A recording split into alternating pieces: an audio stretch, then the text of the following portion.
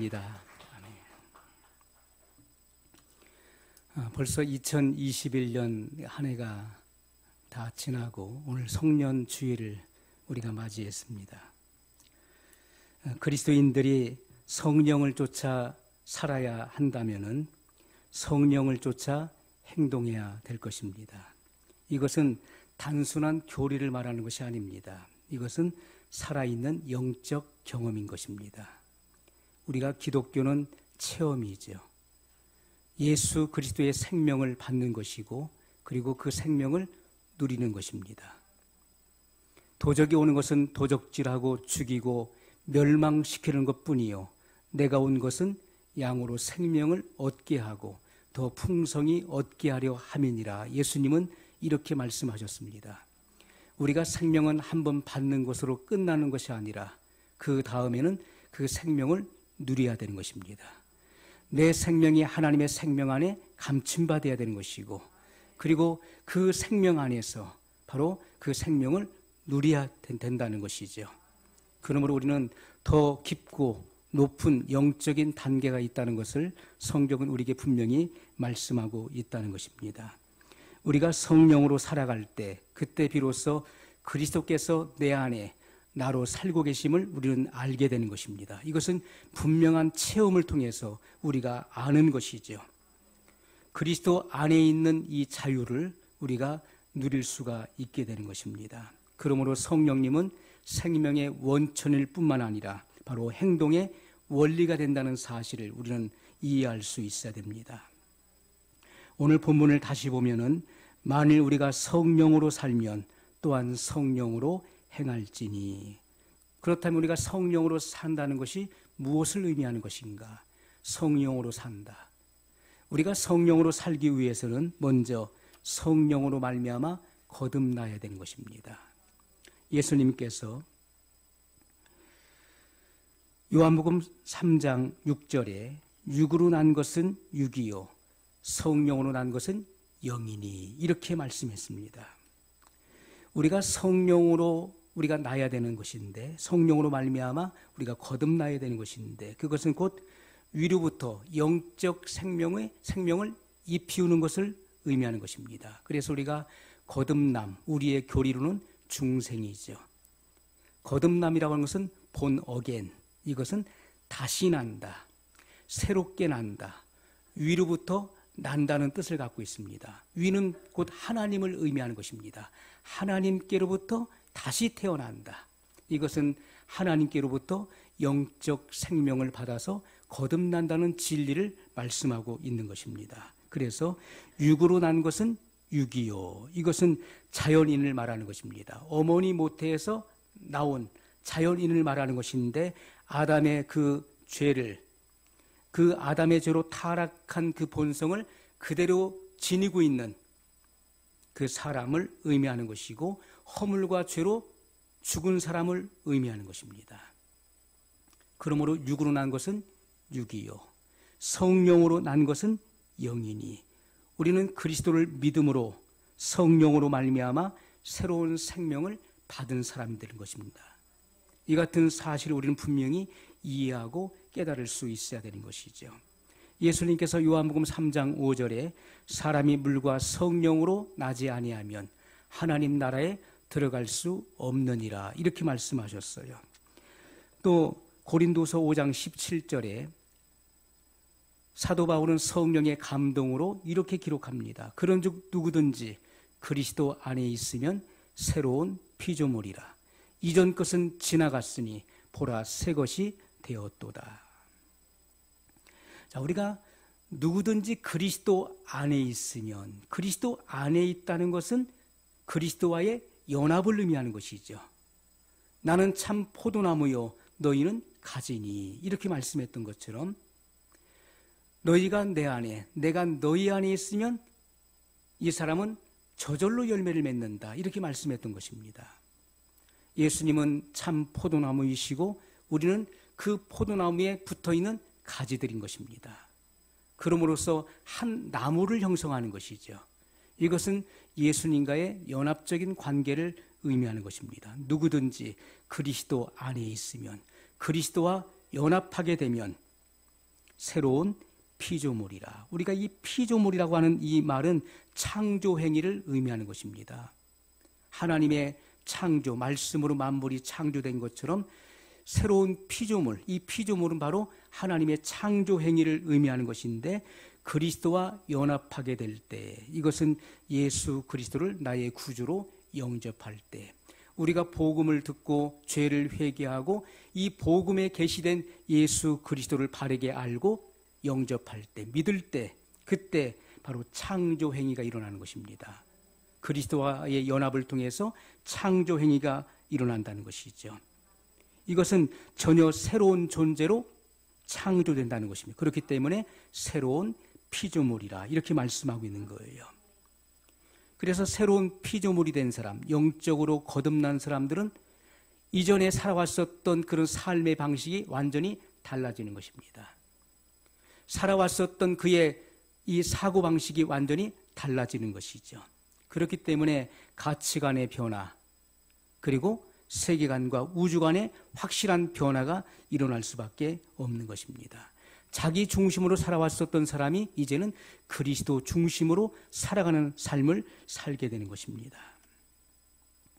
여러분, 사람에게 고상한 지적 생명이 있고 그리고 비난받지 않는 도덕적 성품을 가지고 있을지라도 그 마음에 성령의 새 생명이 없다면 그 사람은 결단코 천국에 들어갈 수가 없는 것입니다. 자, 이러한 사람이 천국에 들어가는 것을 비유적으로 말을 한다면, 그리스도의 생명을 받지 않고 천국에 들어갈 수 있는 것을 우리가 가정한다면, 비유로 한다면, 저 창문 밖에 나무가 있습니다. 그 나뭇가지에 앉아서 노래하는 참새가 우리 가족 중에 한 사람이 되는 것보다 더 어려운 일이에요. 거듭나지 않고 천국 간다는 것은요, 참새가, 밖에서 노래하는 참새가 우리 가족 중에 한 사람이 되는 것보다도 더 어렵다는 것입니다. 집에서 기르는 양이 가족의 그 식탁에 같이 앉아서 같이 대화를 나누고 기쁨을 나누는 것보다도 더 어려운 일인 것입니다.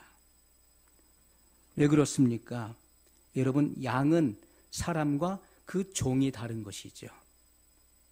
그 종자가 다른 것입니다.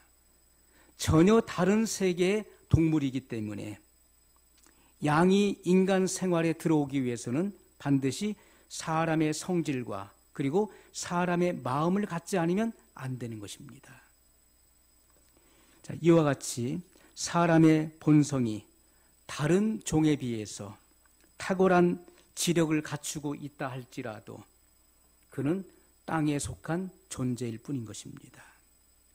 천국이라고 하는 것은 바로 하나님의 가족으로 성립되는 것입니다. 하나님의 자녀들, 하나님의 아들들로 성립되는 나라인 것입니다. 하나님께서 천사보다 높으신 것처럼 하늘이 땅에서 높음과 같이 그렇게 하나님의 가족은 땅에 속한 지적이고 그리고 도덕적 수준이 아닌 바로 하나님께 속한 영적 생명을 받은 자만이 하나님의 가족이 된다는 것입니다. 하나님의 성령의 역사를 통해서 새로운 영으로 지음받아야 되는 것입니다. 그렇지 않으면 결단코 하나님 나라에 들어갈 수 없다는 사실을 예수님은 말씀하신 것입니다.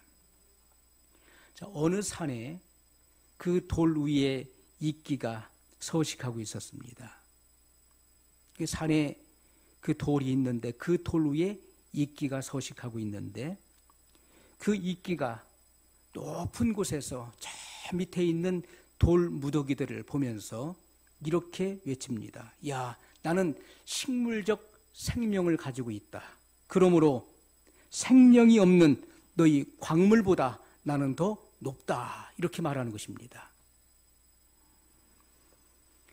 자, 그리고 나서 그 산을 넘어가 보니까 그 다른 산이 나오는데 거기에 작은 곤충이 나뭇가지에 앉아서 무성한 식물들을 바라보면서 이렇게 말합니다. 나는 동물의 생명을 가지고 있기 때문에 너희들보다 높다. 동물의 생명이 식물의 생명보다 높다는 것이죠. 자, 이제 점점 더 높은 단계에 올라가서 마음을 가진 그런 농사꾼의 아들이 동물계 힘센 사자와 그리고 하늘을 높이 나르는 독수리에게 이렇게 말합니다.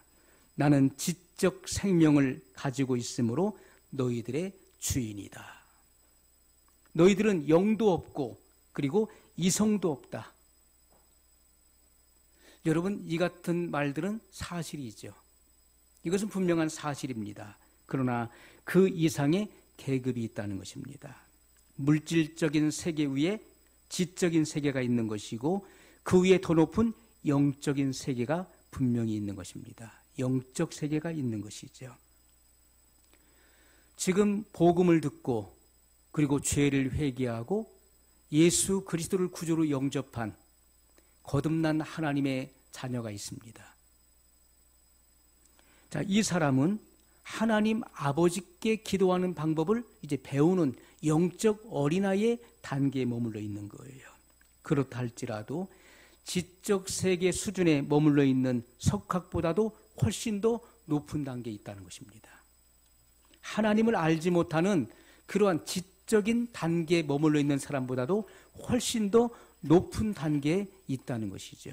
우리가 그 격차를 말한다면은 지적 세계에 있는 자가 물질 세계에 있는 자보다 더 우월한 것보다도 훨씬 더 높은 위치에 있는 것입니다.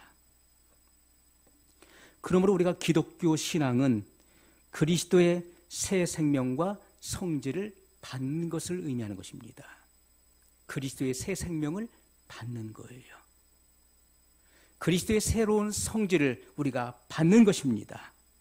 이렇게 하나님의 생명, 예수님께서 이 땅에 오셔서 우리에게 주고자 하셨던 것은 그리스도 안에 있는 생명을 말하는 것입니다.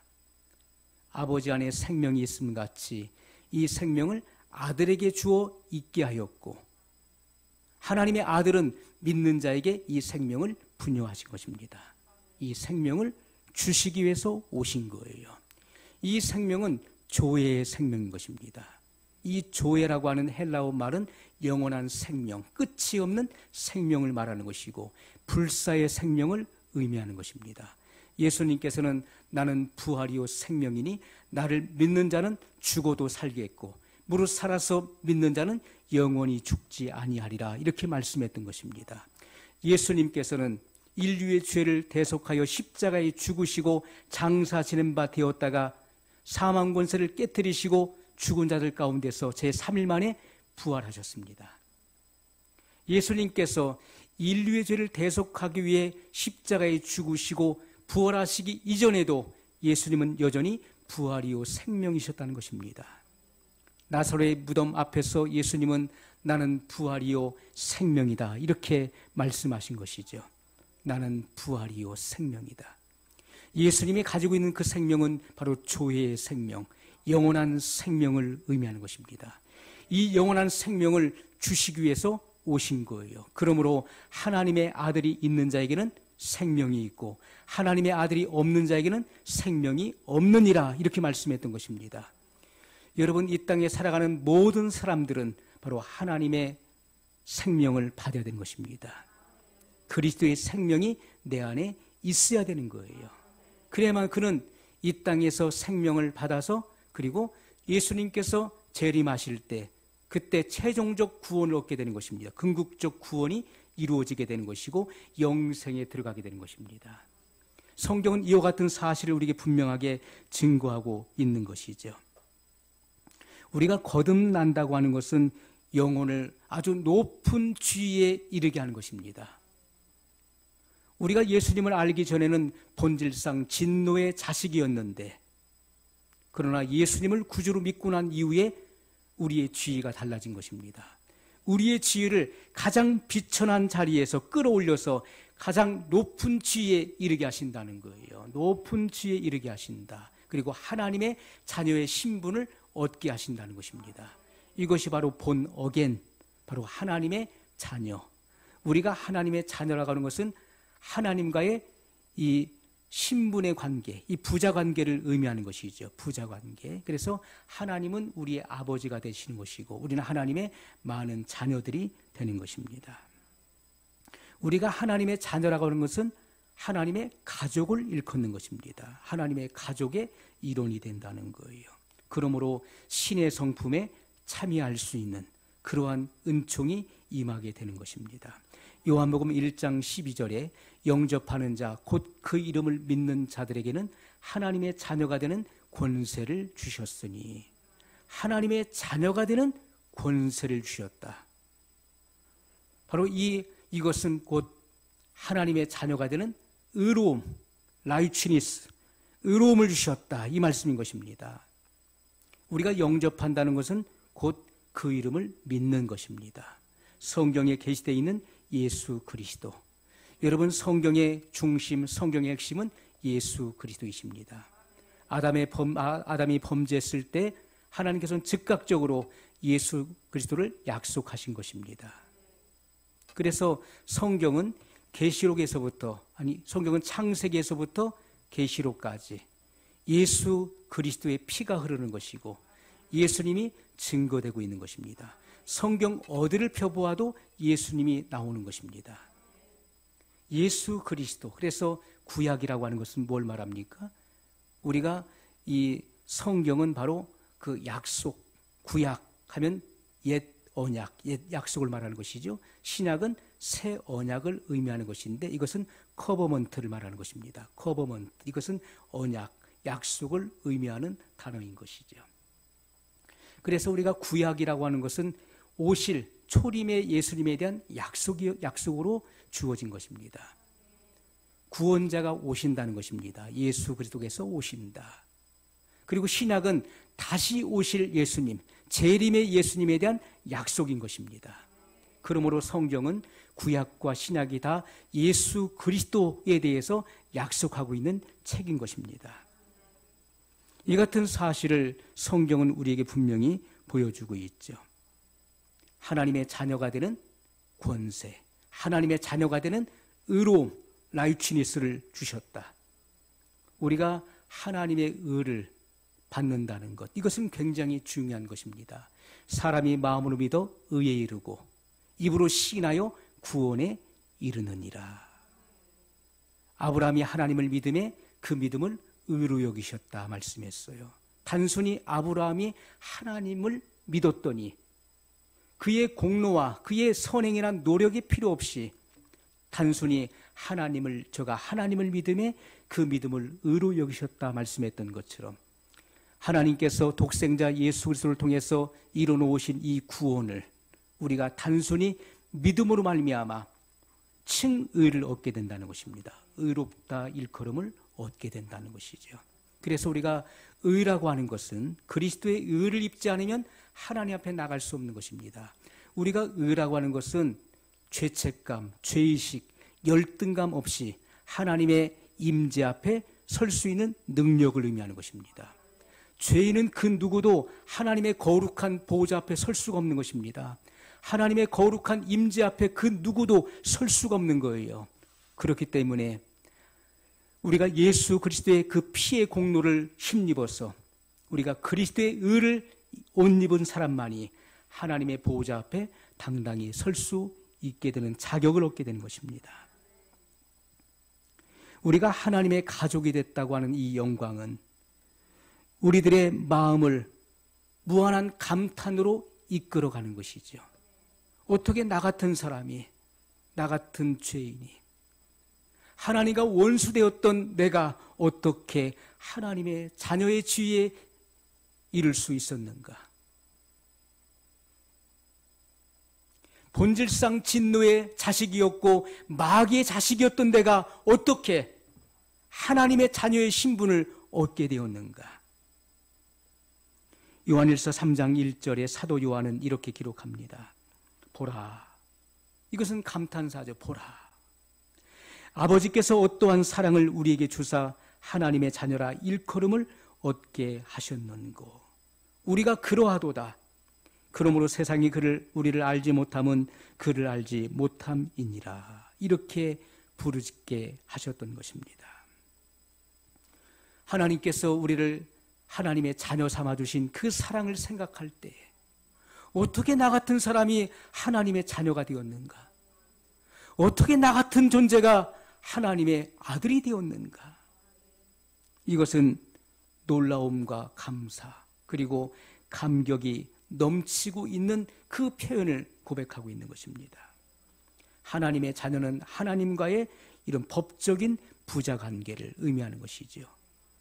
우리가 예수님을 구주로 믿어 죄 사함을 받고 하나님의 자녀로 거듭났을 때 우리의 이름이 하나님 보호자에 있는 어린 양의 생명책에 그 이름이 기록되는 것입니다.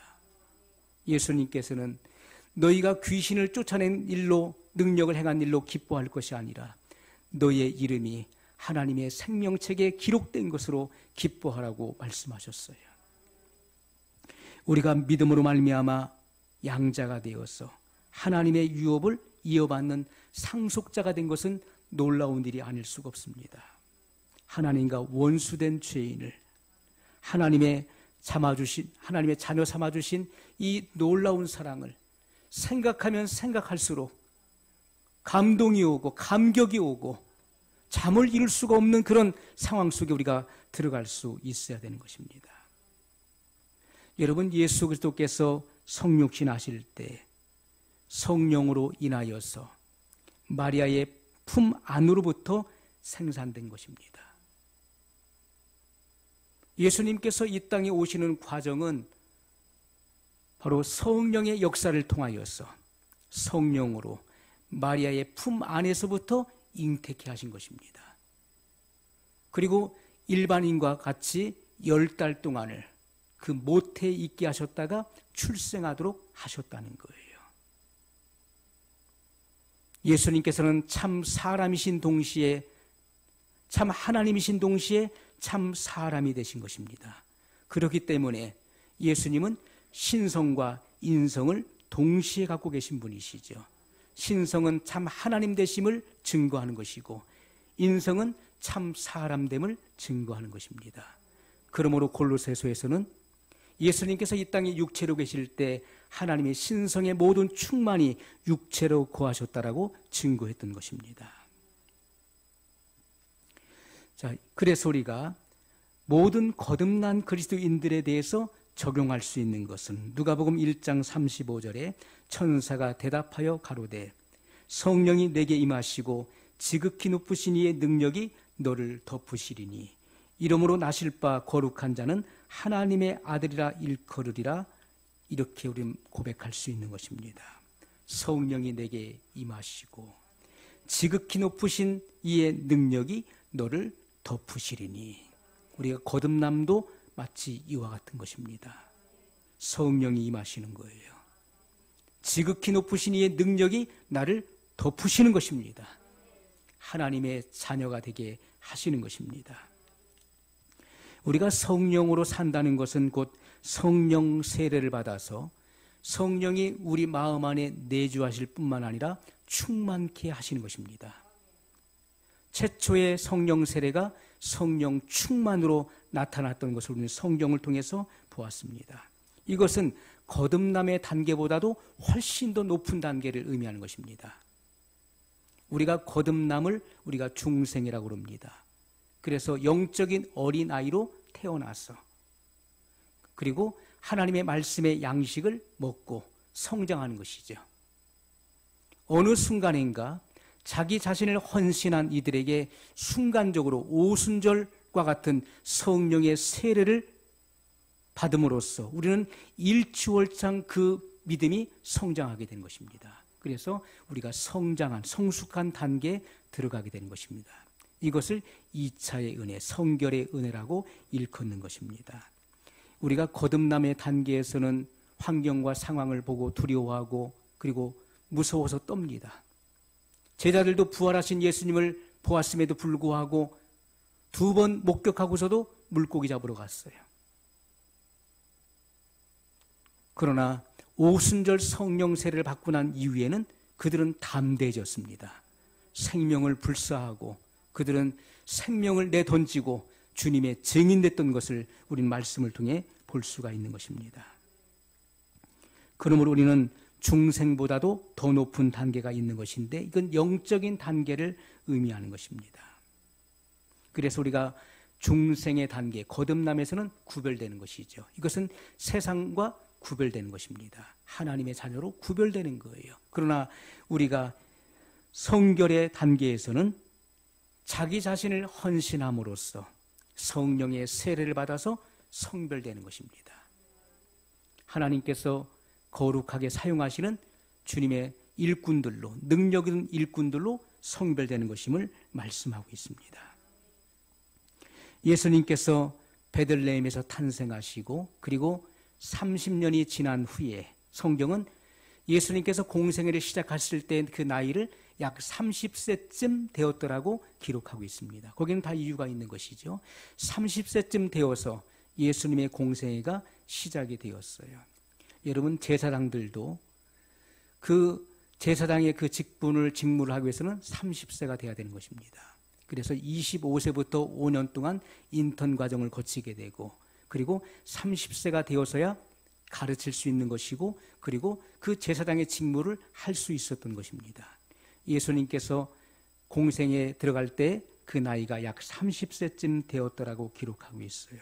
그리고 요단강에서 세례 요한으로부터 침례를 받으시고 세례를 받으시고 물에서 올라오셔서 예수님은 기도하셨습니다.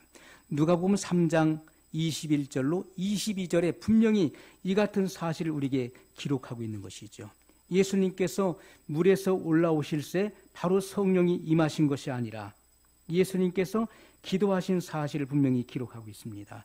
백성이 다 세례를 받을 때 예수도 세례를 받으시고 기도하실 때 하늘이 열리며 기도하실 때 하늘이 열리며 성령이 형체로 비둘기같이 그의 위에 강림하시더니 하늘로서 소리가 나기를 너는 내 사랑하는 아들이라 내가 너를 기뻐하노라 하시니라. 기도하실 때 하늘이 열리고 형체로 비둘기같이 예수님에게 내려오셨음을 분명히 보여주고 있습니다.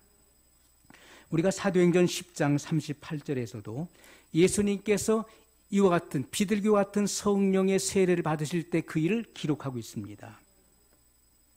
사도행전 10장 38절에 하나님이 나사렛 예수에게 성령과 능력을 기름 붓듯 하셨음에 저가 두루 다니시며 착한 일을 행하시고 마귀에게 눌린 모든 자를 고치셨으니 이는 하나님이 함께 하셨음이라. 아멘.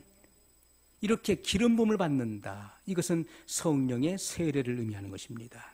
이때부터 예수님께서는 영적 권위를 가지시고 거룩한 성령의 사역을 행하셨음을 성경이 증거하고 있는 것입니다. 이 사역은 성령의 거룩한 사역이었습니다. 예수님께서 행하시는 이 거룩한 사역에 대해서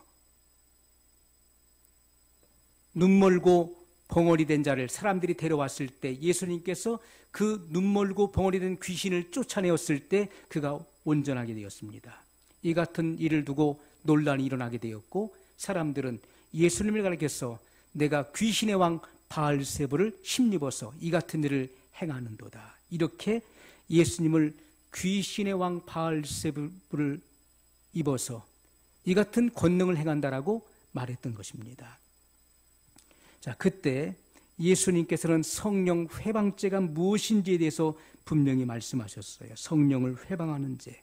우리가 성령 회방죄는 이 땅에서도 그리고 내세에서도 사함을 받지 못하는 것입니다. 자, 성령 회방죄가 어떻게 이루어집니까? 마태복음 12장 31절로 33절에 기록되어 있습니다. 그러므로 내가 너희에게 이르노니 사람의 모든 죄와 회방은 사하심을 얻되 성령을 회방하는 것은 사하심을 얻지 못하겠고 또 누구든지 말로 인자를 거역하면 사하심을 얻되 누구든지 말로 성령을 거역하면 이 세상과 오는 세상에도 사하심을 얻지 못하리라.